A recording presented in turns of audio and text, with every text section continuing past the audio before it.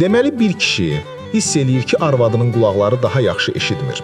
Amma bilmir bunu ona necə desin ki, xətrinə dəyməsin. Gedir həkimin yanına. Ay həkim, məncə arvadım kar olub, mənə qulaq asmır. Neyniyim? Həkim deyir, sən get evə, bugün bir eksperiment apar. Əvvəl 40 metrdən sözünü də, eşitməsə 20 metrdən də, yenə eşitməsə lap yaxınlaş qulağımın dibindədir. Onda bilərik vəziyyət nə yerdədir. Kişi baş üstə deyib gəlir evə. Görür arvad mətbəxdə şam yeməyi hazırlayır. Öz-özünə deyir, elə qapıdan yoxlayım. Durur düz qapının ağzında, məsafə uzaq.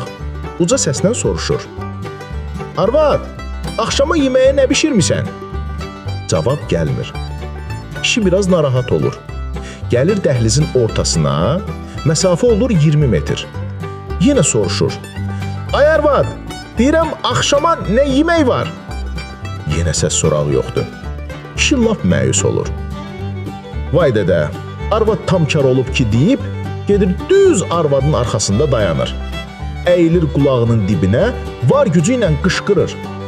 Az, səndən soruşuram, axşama nə bişirmisən?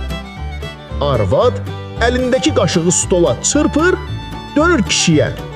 Ay kişi, karsan, 3-cü dəfədir deyirəm ki, toyuq qızartmışam, toyuq!